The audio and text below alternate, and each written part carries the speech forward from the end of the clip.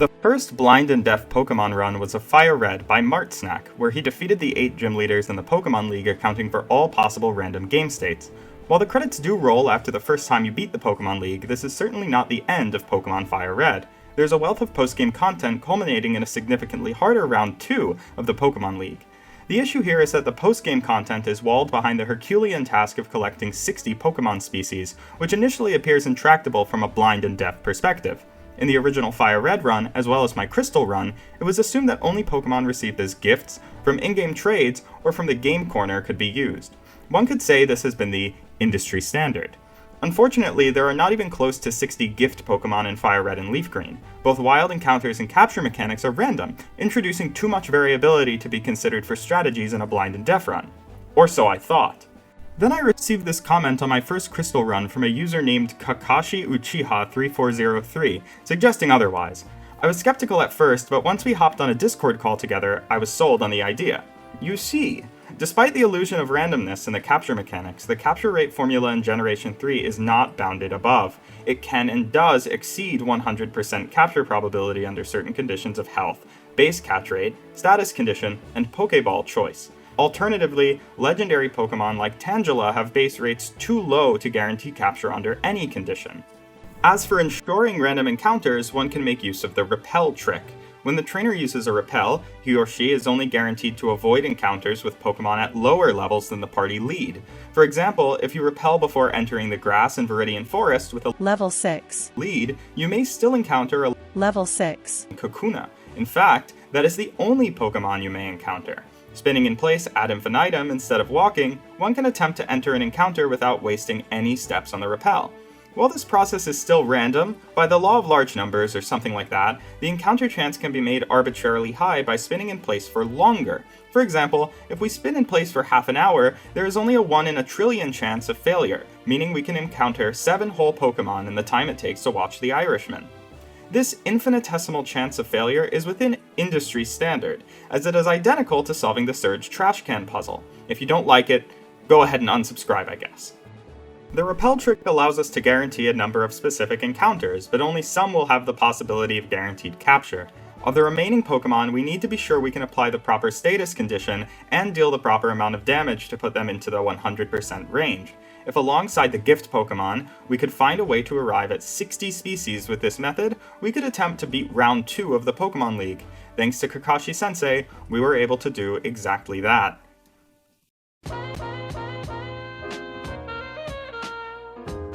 To save some energy, we decided to complete Round 1 according to Martsnack's original run, with only a few minimal changes. By the end of this run, our Pokedex has 10 entries: the Charmander line, Abra, Magikarp, Gyarados, Lapras, Eevee, Jolteon, and Articuno.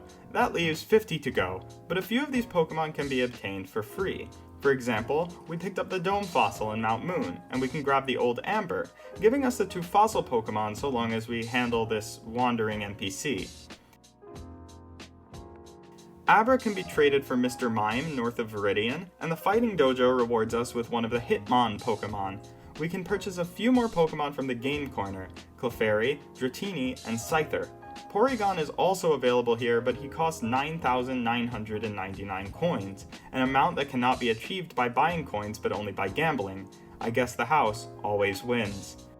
We still need 43 Pokemon, so Kakashi looked through the encounter charts for each area and determined possible candidates that were 1. The only species or highest level encounter in the area, and 2. Capable of being caught with guarantee. Then, we need a manner to put these Pokemon in precise status conditions and health ranges, something that is not reasonably done using regular attacking moves, as critical hits, damage rolls, and IVs will vary the damage dealt wildly. One tool open to us right away is Toxic, which our highest level party member Jolteon can learn via TM. Toxic applies a special version of the poison status that increases in intensity each turn, doing guaranteed damage as a fraction of the afflicted Pokemon's maximum health. This means that after Toxic is applied, we not only get the catch rate boost from the status condition, but we also can track the precise percentage health the enemy Pokemon has on each turn. The first Pokemon we grab using Toxic strats is Paris, which is the only Pokemon that can spawn in the first basement floor of Mount Moon, so we don't need to use Repel strats. On turn 1, we have to use an X accuracy to guarantee toxic hits, opening up the opportunity for Paris to paralyze us. For that reason, we make sure to grab a Cherry Berry and equip it to Jolteon. Paris can be guaranteed caught with an Ultra Ball after 2 turns of Toxic, so we stall an extra turn by playing the Poké Flute. Then we toss a ball and can be sure the Paris is caught. A similar strategy applies to Pidgey, the highest level encounter on Route 1. With our level 5 Aerodactyl as a lead, we can use the Repel trick.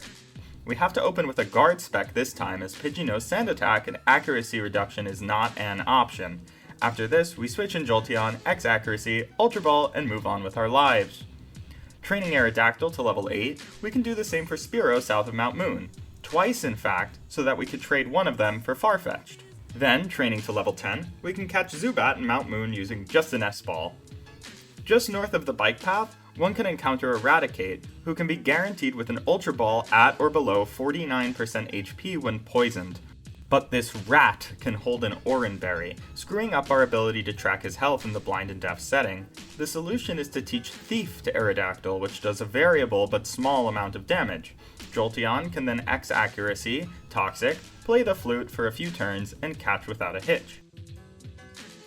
Next up is Mount Ember, where a level 39 Machop can be found and caught with the Toxic strat, and with that we've caught 24 species. Nothing to scoff at for a blind and deaf person, but nowhere near the 60 necessary to tackle round 2, and unfortunately, the well of the Toxic strat that has been so good to us so far is starting to run dry. You see, the Toxic strat has a fatal flaw. It can't be used on Poison-type Pokémon. A quick back-of-the-napkin calculation shows that about 75% of the Pokémon in Generation 1 are Poison-type. This includes a lot of the, no offense, weaker Pokémon who have sufficiently high base catch rates. There are a number of other fixed damage moves that could aid us here, but none as elegant as the Super Fang. The move is Raticate's ult, which he learns at level 40. It always does 50% of the enemy's current health, and like Toxic, it is a guaranteed hit after a stage 1 accuracy boost. This opens up 3 more captures: Kakuna in Viridian Forest, level 14 Oddish north of Cerulean City, and the soul encounter Tentacool off the coast of Cinnabar Island. The only small issue is that Tentacool can confuse us, but equipping a Person Berry, I can be sure to get off my X accuracy. Then I can get in one Super Fang, but might be confused at the end of the second turn. This is not in guaranteed catch range for an Ultra Ball, but it is in guaranteed catch range for a Netball, which we can find in the Rocket Warehouse. And so, we have 27. I am sure that by now many of you have been shaking your devices saying, "Evolve the Pokémon." Correct you are. For everyone except Paris and Tentacool, who are soul encounters in their areas, we know the precise level and thereby precise amount of experience points they have. We can bring them within 5 XP or less of evolving, and then switch train them to the west of Viridian to level them one by one. This route is chosen because we can be sure that the Pokémon here don't apply accuracy reductions or status conditions. As for Tentacool, we simply give it as much experience as would be necessary for the lowest level Tentacool to reach level 29. Then we give it a rare candy to evolve it. We will leave Paris be for now for reasons that will become clear in just a bit, and we will avoid spending the ridiculous amount of time necessary to evolve a Dragonair into a Dragonite. Lastly, we can get Vileplume and Clefable using Evolution Stones, and we hit a grand total of 40 Pokémon, still 20 short. Unfortunately, we have exhausted most of our options. While there are a few other Pokémon that technically meet our requirements, their ability to cause status effects make them too tricky to handle, and even if we found ways to catch all of them, we would still fall short of the magic 60 number. But we didn't give up. We simply stopped thinking like decent people, and started thinking like businessmen.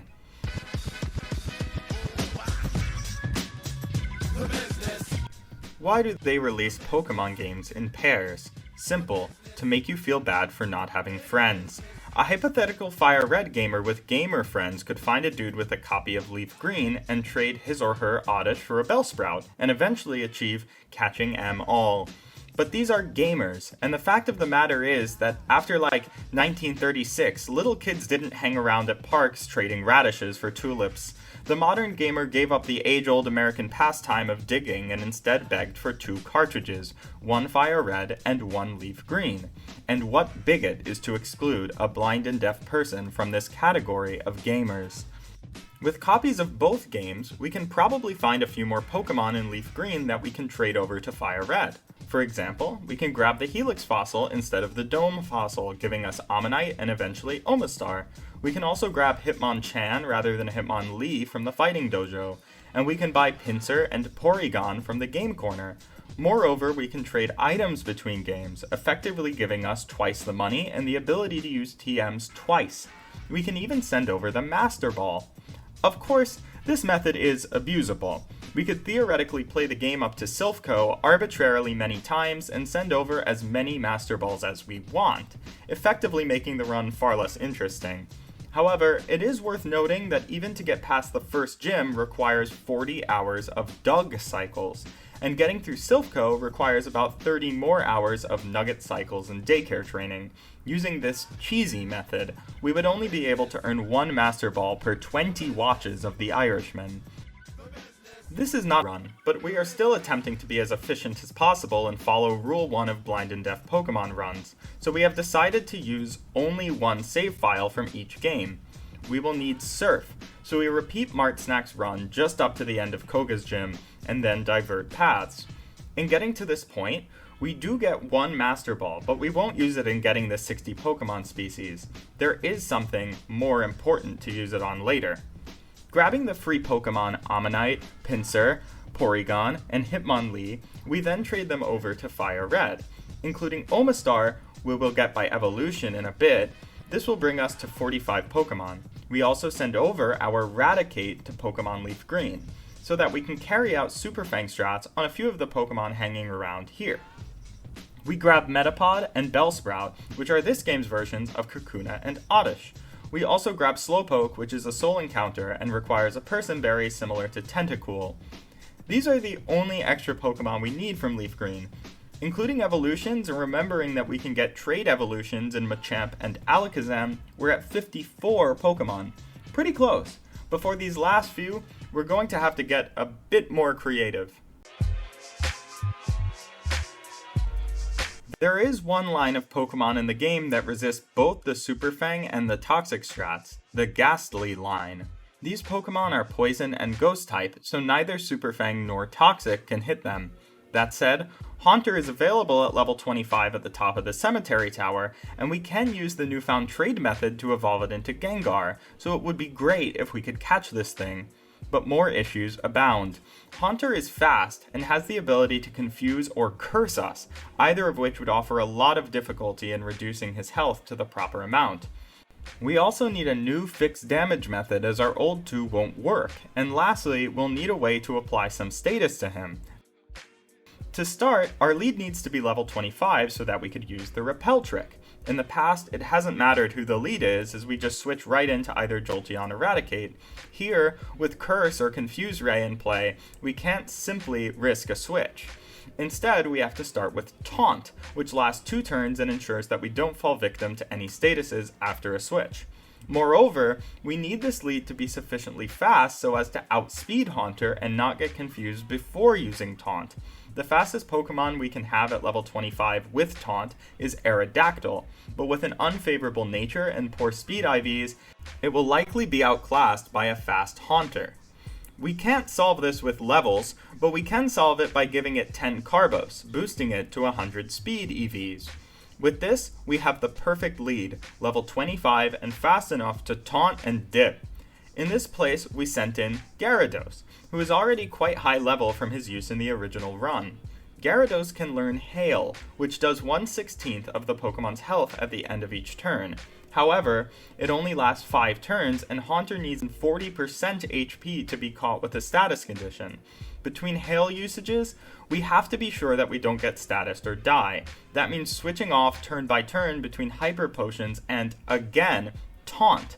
There's only one Taunt TM in the game, but we have 2 games. Finally, when its health is sufficiently low, we need to status it. What Pokemon do we need to use here? Well, we need to make sure we don't get statused, and if we need to use an X accuracy, that means we need another Pokemon with Taunt. We don't have access to any more Taunt TMs, so we need a 100% accuracy status move. Paris's ult, Spore, comes to mind. Parasect has pathetic base speed. One solution is to train Parasect up to level 86 and use 10 Carbos, after which even the worst Parasect is faster than the fastest level 25 Haunter. But there's another option present as well. We could further EV train the Paras in speed. All of the Pokemon on Route 1 give 1 speed EV each, and we can get double that with the Macho Brace. To get this item, you need the Item Finder. To get the Item Finder, you need to catch 40 species. Easy! I could do that with my eyes and ears closed. After 10 Carbos, I can use Sweet Scent from Vileplume to fight 76 Pokemon on Route 1 for a total of 252 EVs. With max speed EVs, we can outspeed even the fastest Haunter at level 57, saving 10 hours over the daycare method. Finally, the Haunter catch is possible. Lead with Taunt on Aerodactyl, switch to Gyarados, alternate Hail, Taunt, and Hyper Potions, switch to Parasect, Spore, and Ultra Ball. In the process, we also evolved Paras, and we can trade to evolve Haunter to Gengar, putting us at 57 Pokemon. We only need one more evolution line to get to the fabled 60. Psyduck lives on Seafoam Isles at level 33. It can be caught while asleep at any amount of HP below 99%, meaning we just need to hit it once with something weak. We also had better be fast, or else Psyduck could confuse us. The solution here is simple. We already have a speedy Aerodactyl with Bite. And with a Person Berry on the light speed Parasect, we can Spore and capture Psyduck. Psyduck then evolves into Golduck, and finally Golduck evolves into Lickitung. At last, 60 Pokemon.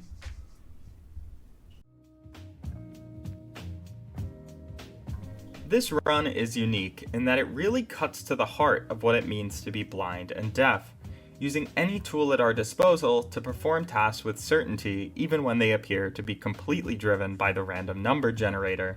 The 60 species dream required many new strategies, including trading between games and EV training.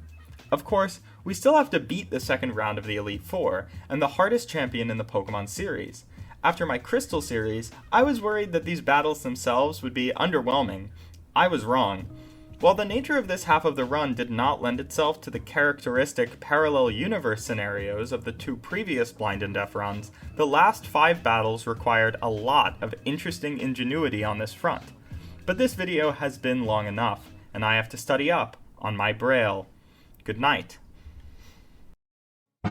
Just waking up in the morning, gotta thank God.